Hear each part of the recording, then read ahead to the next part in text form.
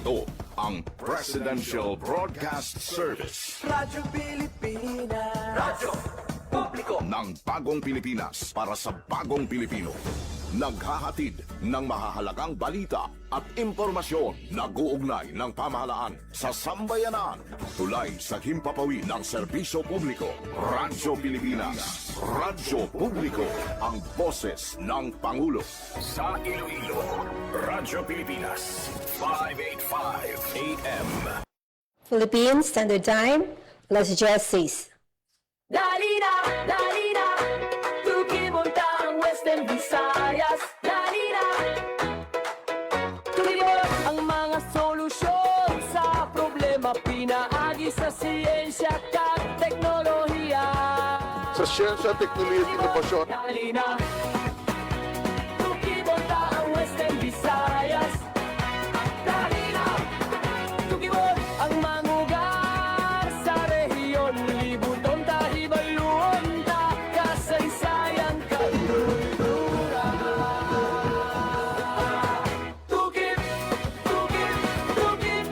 Western Visayas. Tukip Western Visayas. Magpamati na sa Tukip sa Radyo Pilipinas Iloilo kada Miyerkules, Huwebes kag Biyernes alas 10 tungtong alas 10:55 sa aga.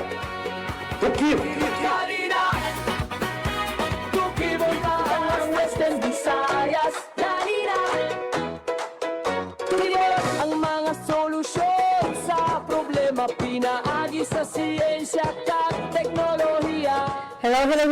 Good morning mga kabiyanan. It's June 24. Ang Western Visayas. June 24, 2026. Tukimunta ang mga Good morning sa mga nakatutok karon diri sa Radyo Pilipinas Iloilo. Sa aton sa iya nga pagpangalagad, talos kita anay sa inyong sining regular anchor, si Hope Torrichante. Ako ang inyong alagad this Wednesday, Bing Pabiona. Western Visayas.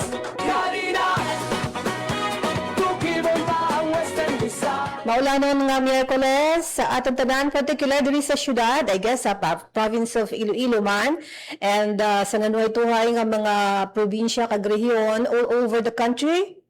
Ang atong sining nga pagpanamyo sa inyo sang maayong agagid. Dali na Tukimunta ang Western Sa Visayas. mga aga mga kabyanan, paghabalan naton ang cultural mapping sa Panay kag Gimaras. Problema pinaagi sa siyensya at teknolohiya. Mangin kaupod naton si Ana Razel Ramirez, Overall Project Leader, Cultural Mapping of Panay and Gimaras. Tukimunta ang manuga. Magatandog lang ako mga kabyanan sa pilaman ka mga aton sa mga impormasyon nga nabaton kag mga observations subong man nga adlaw sa Miyerkules. Tukip May activity subong dira sa bahin sang provincial capital sa Iloilo nga kung sa diin may turnover sang sining ambulansya, no? Ang paghatag sponsored sang Philippine Statistics Office, no? PCSO, ang Philippine Sweepstakes Office mga kabyanan, and with the local government units sang probinsya sang Iloilo ang upod, no, kag ini nga mga ambulansya ang ipanagtag sa bahin sang isa sang Panay kag sa bahin man sang Negros. Dali na Tukimunta ang Western Visayas. Dali na Tukimunta ang mga solusyon sa Also sa aton man nga pag-monitor sa bahin sang National Grid Corporation of the Philippines, may ara na naman sila sang mga pagpahayag mga kabyanan tuwi sa ila siniyang advisory nga konsidiin ang amo iya nga talatapan monitoring regarding sini sa yellow alert sang ila siniya nga talatapan sa bahin sang Visayas Grid subong iya nga adlaw, no? So may ara naman sang yellow grid advisory from 5 p.m. until 9 p.m. mga kabyanan, no? So may ara sang ginatumod sin diri nga may ara peak demand nga 2,362 megawatts. Ang available capacity sini sang karon niya ara sa 2,542 megawatts. That's why nga yellow alert, meaning kulang, no? Kulang sila sa pagdulong sa aton sang kuryente. So maghalong-halong pang pang off, no, sang inyo sa iya nga mga appliances nga wala nyo man ginagamit, no? Kay dapat kuno you pull it from the plug. No, hindi pag patinedra kami ara sang bisan gamay lang ang mga nagalakat nga kuryente, no? So i-pull off, no, sa bahin sang mga plugs mga kabyanan. Isa na sa mga tip, no, sang NGCP kahapon sa ato sing pagpamangkot man sa ila kung may aragin man sang significant nga factor nga makadugang ina sa current, no, o sa kuryente sa kay Regan Alcantara, ang spokesperson sang Visayas area sa NGCP, may ara. So kung wala ginagamit, iko kakason sa inyo sa iyang mga plugs.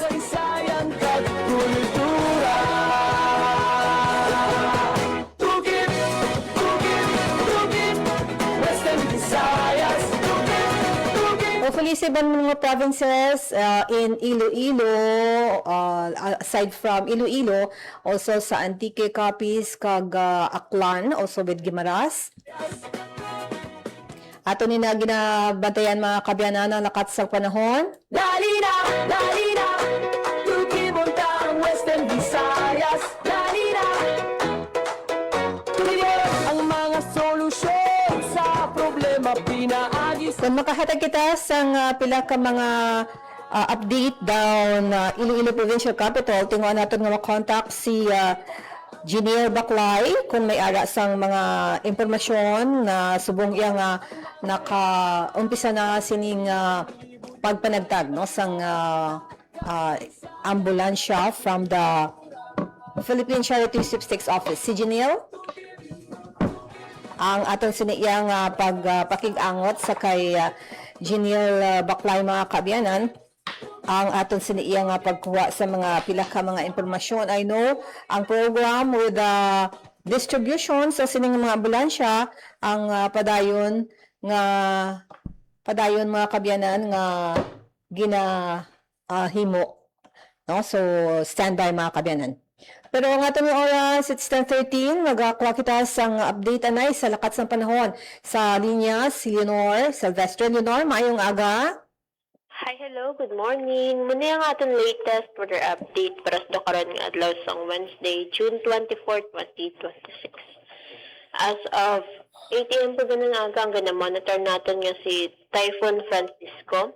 Ay gina-estimate natin base sa mga available nga data nga ang area sentro ay may kalayoon 275 km east of Basco, Batanes.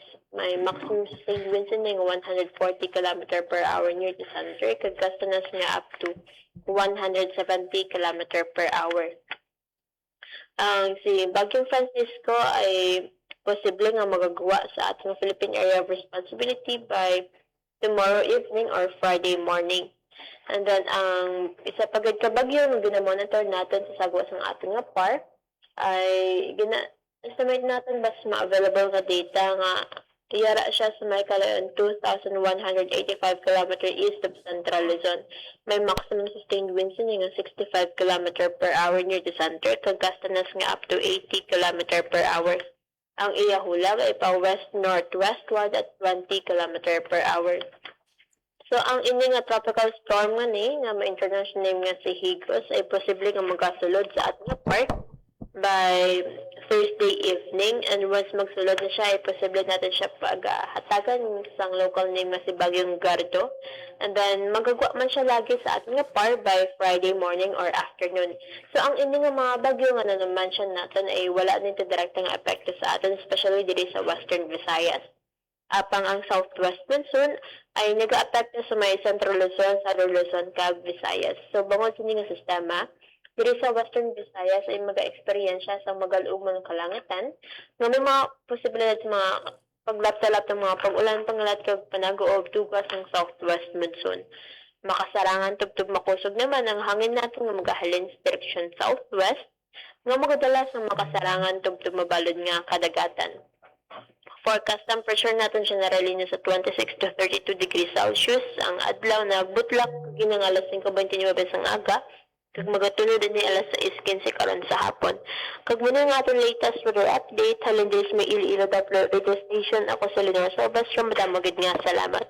Yes, Leonor, bali ang ginabantayan nga magasulod nga ihingadlan nga Bagyo Gardo, bali Friday o Thursday sang gabi man siya makasulod sa PAR. Yes, ma'am. Thursday sa gabi and then magagawa man siya Friday morning or afternoon. So matika lang siya sa PAR. Yes, ma'am. Yes, ma'am. Though, malabay lang gid siya. Magpabanyag sang ngalan kag magwa. Pero dira man gyapon nga way nga ginagyan ni Bagyo Francisco nga iya sini nga iya nga agyan man.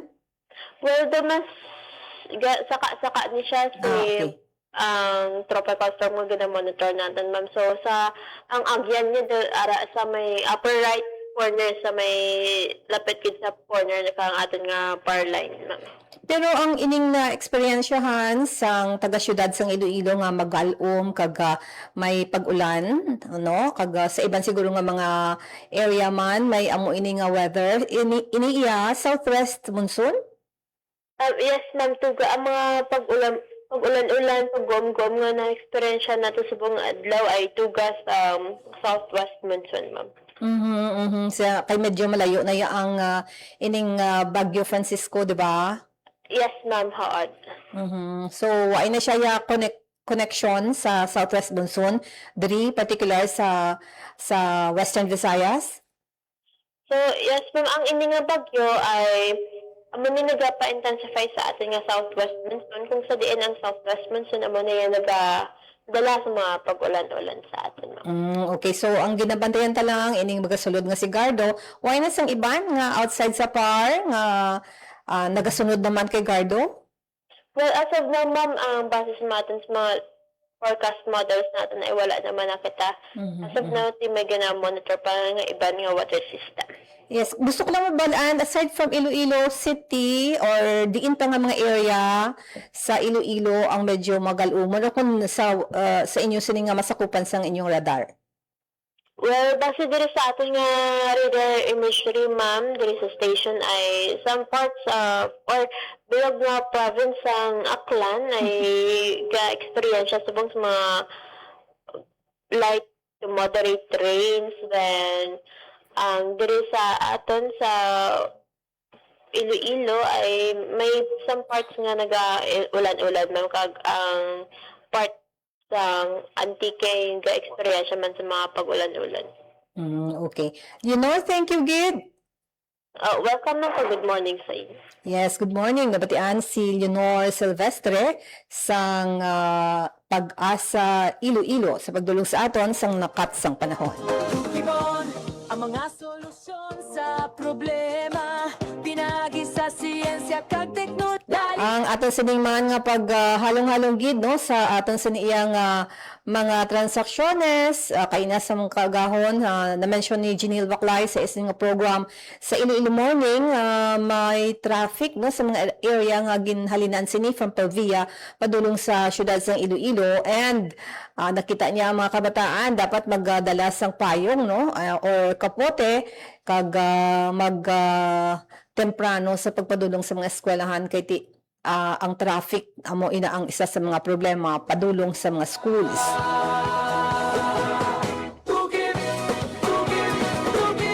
In a while, ang atong siniyang nga dinapit, kung ara na siya sa aton nga line, no, via Zoom kita, si Ana Razel Ramirez, overall project leader sa cultural mapping of Panay and Guimaras. Sibalon naton kay Ana ang ini nga mga hilikoton kay may nakilala ako from Aklan, no? Isa sa mga naga cultural map sa Aklan and also sa bahinsang Iloilo, no, sa province of Iloilo. Kung ara na siya sa aton nga linya, tamiyaw natin si Ana Razel Ramirez. Miss Ana, good morning. Hi, ma'am. Hi! Mayag nga aga, good morning sa tanan ng tagapalamati sa Radyo Pilipino. And also sa Facebook, ma'am, no? Live kita Oh, sa yes. ating nga Facebook page, Radyo Pilipinas Iloilo. How are you, ma'am? Radyo Pilipinas. Thank you very much. Yes, kumusta ka, ma'am? How are you? Okay, this rainy morning, doon namin patay magtulog. But I'm here in the office because, of course, we have regular things to do. So, salamat gid for this invitation. Yes, ma'am. Thank you, ma'am, no, sa imo sining panahon sa Radyo Pilipinas. Pero ang hambalan natin, ma'am, is about cultural mapping for Guimaras and Panay. So, ano bala ang nga kinahanglan ang cultural mapping?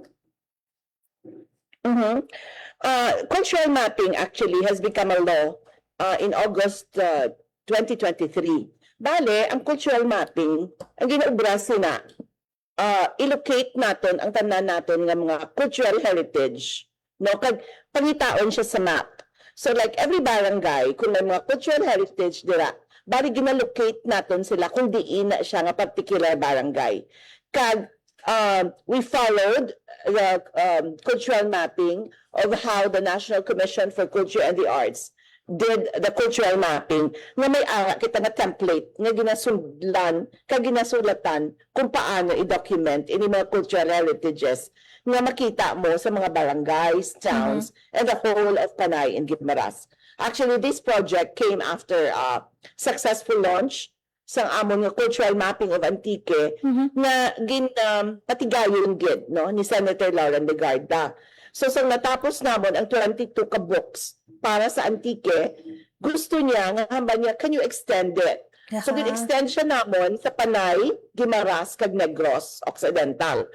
So ang nahimo namon tanan nga banwa sang bilog nga Panay, Guimaras, kag Negros, ginubrahan namon sa cultural mapping nga books, no? And we coordinated and we collaborated with various state universities and colleges, the leading state colleges and universities in these areas, to partner with us because hindi namon masarangan sa UP Visayas to do it. So through them, we hired actually dedicated cultural mappers, Gidya, to go around the area and conduct field work para makompleto ang mga forms kag makaka-create kami sang inventory sang mga amuni nga mga cultural heritages. So diin ka sa Western sa Antique nag-start, no? And then Panay with the provinces sa Panay and Guimaras with the Negros. So nag-start ka mo, ma'am, sa Iloilo with Kalibo, with Aklan, and Capiz, and Guimaras. When ka mo nag-start, sini ma'am, ano year? Actually, we started in 2023, no? The coordination started in 2023 because the National Commission for Culture and the Arts will come for the training. So the total budget for this whole project is 50 million. As given through the initiative of Senator Lauren Legarda from the General Appropriations Act of 2023. So nag-start kami. We met with various state universities and colleges. For example, for Iloilo City, tatlo amon partners. We have West Visayas State University. We have ESATU. We have ISOFIST, no? And for Antique, we have University of Antique. For Capiz State University. For Aklan, we have Aklan State University, the ASU. For Guimaras, of course, we have the Guimaras State University. For Negros naman, we coordinated with DepEd Region 6. And of course, in all this, the provincial governments and the local governments are also involved. Nag-organizing kami meeting, and because it should be, the approach should really be very, very comprehensive. So when we started, we even have to involve our DNR, DILG, and a lot of other agencies like the NCIP, and of course even our police officers and even the military, because we have to be in the field, and we should really make sure that our research assistants are protected, and they would know that we are working in those areas. So 2023 nag-start ni Mama Cultural Mapping. So bali, natapos na o kung nagtapos pa lang? Actually, natapos na siya because in February of this year, we have already launched 32 books of the inventories sa Negros. So, turn over na namo na siya. This June 19, here in UP Visayas, we already turned over 100 volumes of inventories representing sang tanan nga banwa sa Iloilo. Of course, may isa nga wala nag-participate, that's San Enrique, but ang the rest, kumbaga, has been given their copies of the outputs that we did also with them.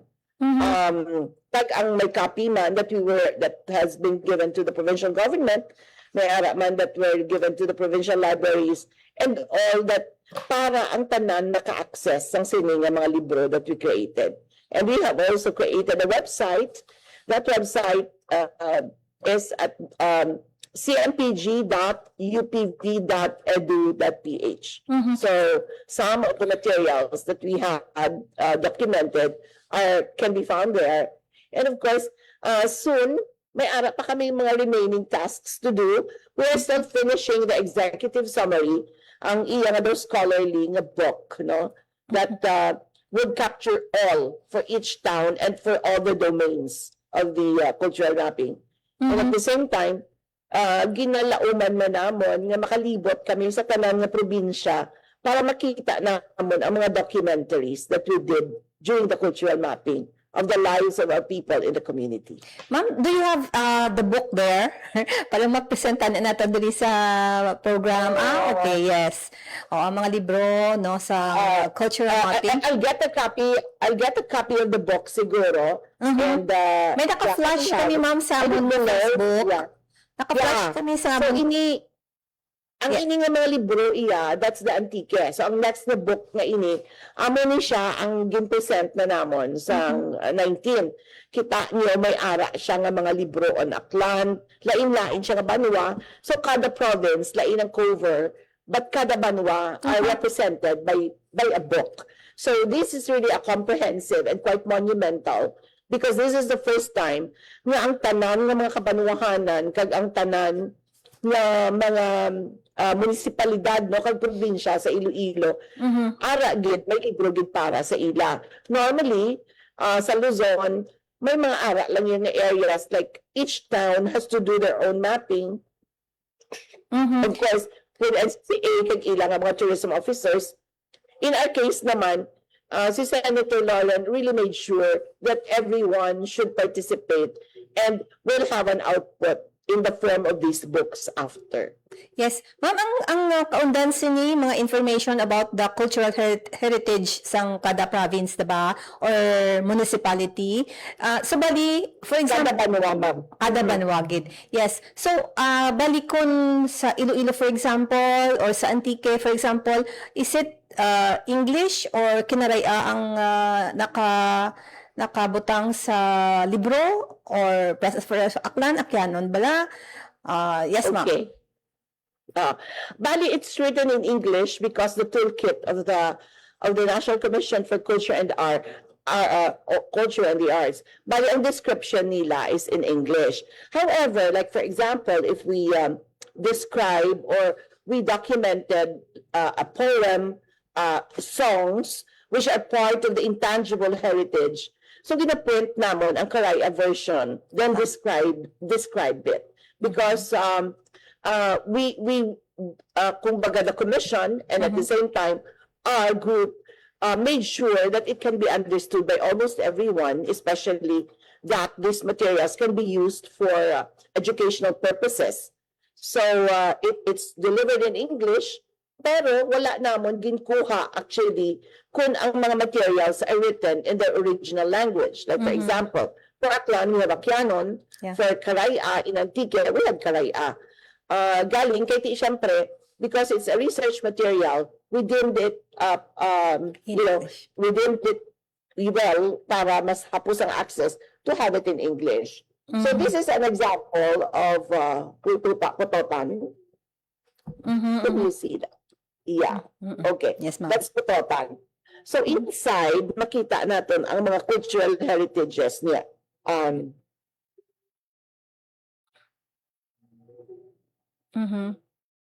So included man actually ang mga natural heritage of cultural significance.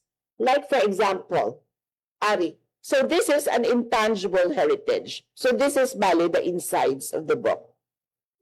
Yeah. Yeah. Okay. So makita ninyo may photo, tapos there will be a description of that inside. So makita natin. And actually, what we were looking for is the importance of this in the community. So when we do our cultural mapping, we really look for the importance and the significance of these cultural heritages in the communities that they represent. Kasi, like for example, even if kami nga sa academe, like many of us, we will consider experts, no? Ang mga aton nga mga professors, experts sila sa field. But Yes. then again, it's not the professors who's going to dictate what is important to the community. Correct. The significance of these materials and the cultural heritages should come from the people themselves. So that's why sila ang ginahambal naman what should be included and documented.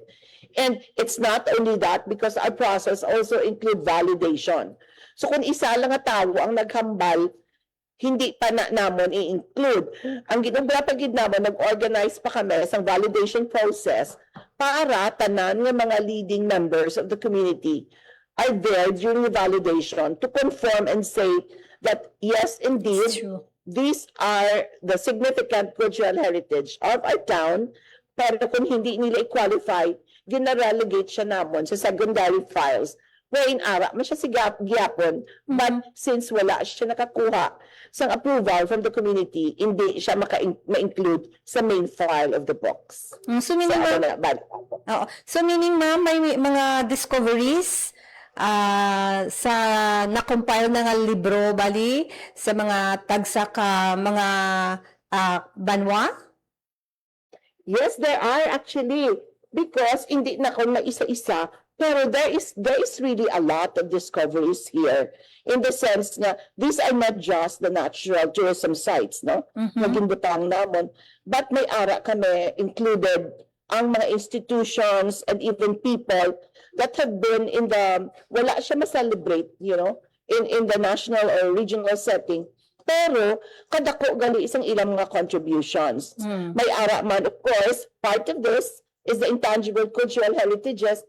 May mga kanta sang una that are really significant to the community na wala man natin balaan, pero ara siya, no? Ara lang siya gali.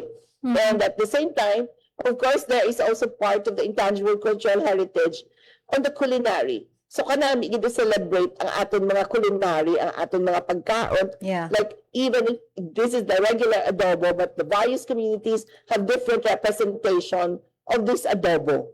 Nga sila lang ya. And may ara man ang food we found out are really, you know, is influenced by the environment. So kung pagkanto mo sa ilang komunidad, lain-lain ang souring ingredients. So this is not just the usual naton nga mabalaan abi nga batuan lang or ano gani na ang sambag. Yeah. Pero may ara kita mga various souring ingredients like ang labog in the western part of Iloilo, may ara nga iba-iba gidya. So ang punang manani sa cultural mapping nga ini because the culture of each community are really represented. Yes. So kalabanan ng mga food ano naton, ng mga sa food area ang ala sa cultural mapping.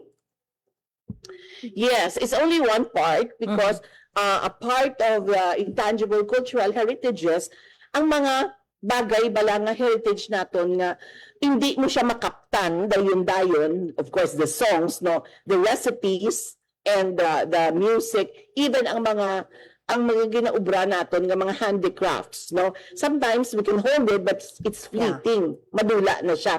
Pero ang idea prevails. So these are the ideas and the belief systems also of the community, ang ila pagpati, even sa ancestral beings, sa spirits, no? Mga babaylan naton are honored in these books because for some, like if you go abroad, if ari nakita din sa mga urban setting, wala na gina-recognize ang mga babaylan. But you see, in our local communities, they are really highly considered because they influence lives, they heal people. So, amo nang gina-honor natin diri. Bali, ang mga belief systems nga uniquely ilalang gid sa mga communities nga ini. Yes, isa sa mga pagtipon sinang mga cultural heritages, ma'am, I know may mga challenges nga na-encounter ang inyong opisina or the rest of the state universities kag local government units. So anong mga challenges, ma'am, nga na-encounter sa cultural mapping inventory? Okay. Actually, we are happy starting this project. But di ba nakita mo, it took us like almost 3 years actually because we have only launched it in 2026. Kung makita natin, this is really a massive project. So even if with the participation of the SUC, ang remaining work on the bookmaking really fell on our laps diri sa UP Visayas. And there are only very, very few members of us that I had to go through, ako mismo, I had to go through each book and check, no? So I'm not saying that these books are really perfect. That's why we can also do further editing later. But at least we are happy nga na-deliver siya namon. Yeah. What is really vital with the participation of the SUCs is that sa SUC, ang SUC namon ang nag-hire sa cultural mappers na i-assign sa kada banwa. Silang nag-coordinate sa mga LGUs para sa participation sa ating mga tourism officers that opened to us bali mga reference materials, books, and led us to barangays and introduce us to the local barangays para safe ang amon ng mga cultural mappers kag para mabuligan kami. Then after that, sila man ang nag-ensure that what is included in the cultural mapping are also vital because we did the validation with them. Kag because nga ang aton involvements, ang aton mga state universities and colleges, we are speaking here about scholarship. So sila ang nagbulig sa amon correct sa data, even the writing of the data. That is, kumbaga, the responsibility of our SUC counterparts to make sure that the data upon delivery to us for bookmaking is correct. So, kadamo siya nga proseso that we had to undergo. May gin-create man kami nga dedicated website kag video documentary for this na nag-prolonged siya until 2026. And again, I'm going to mention that it's really massive and monumental because no other community has done this in the Philippines except in Panay, Guimaras, and Negros na nagdululungan siya. Pero ma'am, 2023 na mention mo nag-start ang ining cultural mapping. Bali, on schedule gid ka mo nga natapos 2026 or nag-extend pa? Actually, it's supposed to end 2024, but we have to extend the whole year of 2025. And in the bookmaking, may extension kami nga gamay until 2026 diri sa UP. So, medyo wala na kami budget sina because when the project ends, like in 2024, it would really be hard to utilize the remaining amount because extension year always ends after a year that it was given. So the amount was given in 2023, gin-inhatag na mo sa mga SUCs. So pagbalik diri sa amon, may limits na kami on how to utilize the funding. That's why nga pila na lang gid kami nabilin sa opisina to do work no in the bookmaking, balik-balik sa printing press, editing, and do administrative work because syempre, ang mga regular namon nga gin-hire, like for example, ang mga project assistants, they have to transition to other jobs. Kasi ini mga bata, ini ginabuhi namon sa fieldwork, bala, kasi kasarang sila magkadto sa bukid, sa dagat, sa mga coastal areas natin, rural communities. So, what we had as project assistants and research assistants were really newly graduated students, and they were very good, and they really like delivered well.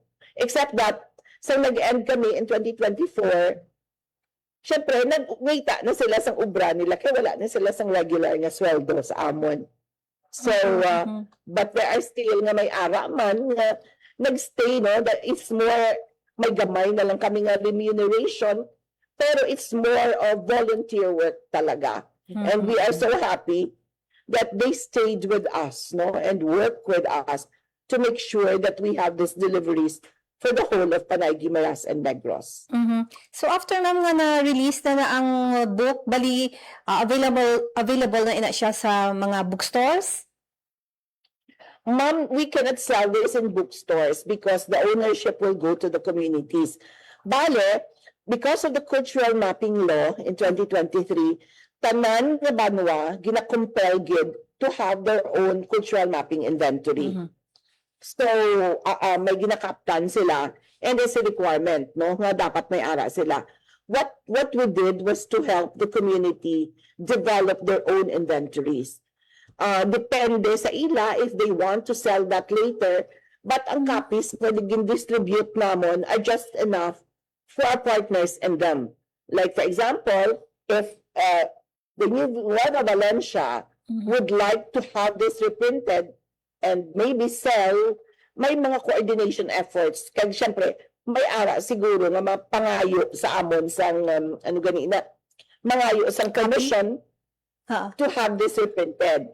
But we made available in all sites, no, may ara siya sa banwa para normally kasi in the previous nga cultural mapping, kung may ara nga cultural mapping materials, kung may bago nga administration, bago si mayor, may bago nga tourism officer, lain na naman na na-assign, hindi nila makita kung diin ang cultural mapping na ginubra sang previous, although hindi siya kompleto. But in our case, we made sure nga dapat ara. So ara siya in books, damo nga books ang distribute naman sa community, may ara sa probinsya, kung nadula sa community ila, may ara sa provincial capital, may ara sa mga provincial libraries. Kag foremost, may ara diri sa amon sa UP Visayas. And second, we ensured to give them the electronic copies. So while we give them books, ginhatag man namon sa ila ang ila nga mga USB that contains their inventory. So that is most unique in what we did. Kag ensure gid namon because, you know, documentation is a lot, but ang data management is also a lot of things to do. So we made sure that data management is done here properly. Nag-asa ako sa question, ma'am, if it's available sa buong mga bookstore. Kaya ito ka-interesting, no? Interesting from our part nga, ti amo ning kultura sang amo ning nga banwa, amo ning nga probinsya, amo ning nga, di ba ma'am? So that ka-enrichment kung mabasa mo siya. Yes, ma'am. Pwede niyo siguro, mama, share because hindi lang siya limited sa books. May ara kami sa website. If your technician can show it, like it's in cmpg.upv.edu.ph.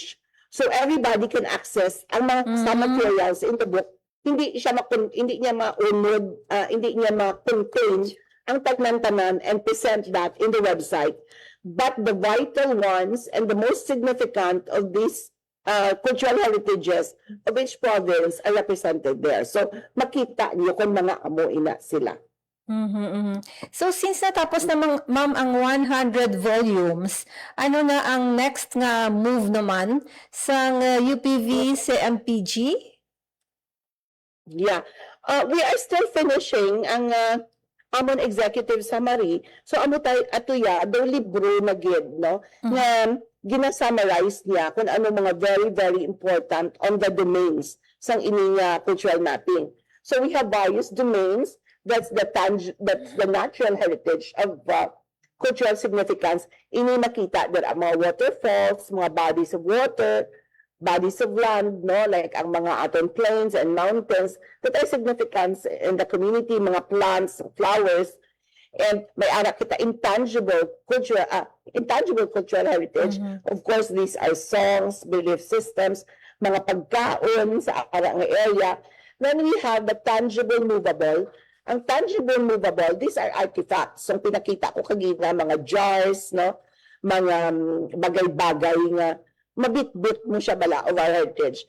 Our intangible immovable, amo ning mga churches, ang mga statues, ang mga dalagko nga mga balay na kung baga is depictive of an era in our community, like mga simbahan. Then we have personalities, so ang mga isganan naton nga mga tawo sa aton mga komunidad, siyempre iba naghambal mga mayor and all that, pero in our case we included ang mga babaylan who are significant. And at the same time, we have institutions like mga asosasyon nga that really gave, kumbaga, naghatag sa importansya sa aton mga banwa kag nakabulig. So these are all contained in this inventory. Pero on our case, mahimo kami sa executive summary because pilion namon kung anong i-highlight on those various categories that I mentioned. Overwhelming mo sa atong culture, ma'am, no? Kag kung isa-isa honta lang. Yeah, big deal. Kag kung isa-isa honta lang, hindi na amo lang nakadamol guro ma'am ang libro, no? Ang inventory. Yes, that's only for like almost a year and a half work, no? Na field work. Pero ang ginami namon, that does not stop there. Like in the following years, we can, I think, do another one kaya di dapat dugangan naton. Yeah. Na hindi lang kung anong nalista diri amo lang na siya. It's going to be a continuing work with our LGUs. And yet again, maskin wala na kami, kabalo na sila because gin-train na namon sila together with the National Commission for Culture and the Arts. So, good job sa inyo, ma'am, no? Sa inyong nga endeavor sa paghuman sining cultural mapping. And any other thing, ma'am, nga luyag mo i-impart, no? Bago ko ikaw buyan, luyag mo nga i-remind man sa aton sining nga tagpalamati sa aton diri sa Western Visayas particular and also sa Guimaras. Go ahead, Ma'am Ana. Thank you very much, Gid, sa Radio Pilipinas for giving us this platform to share with you what the cultural mapping is about. Pero ginapasalamatan ko, Gid, ang tanan-tanan nga nagbuilog sa amon sa pag-create sining inventories because we cannot do it alone. Hindi lang kami, there is a UPV, but all our collaborators in the various provinces and state universities and colleges. And now that we have it here, we are offering it to the whole community, no? The whole of Panay, Guimaras, and even the whole country in the world. That we have this, you can access this through your respective municipalities or through us or through our website because these things needs to be appreciated para nga makita man ninyo kung anong kultura nga may ara kami sa mga among nga lugar sa Western Visayas. So salamat, Gid Diwat. Yes, ma'am. With that, salamat, Gid, sa imong panahon diri sa Radyo Pilipinas. O kanami tan may copy kami di ma'am, no? Hanggang 132. So hindi namin salangan mag-ano. Thank you very much, Gid. Yes, thank you, ma'am, and good morning.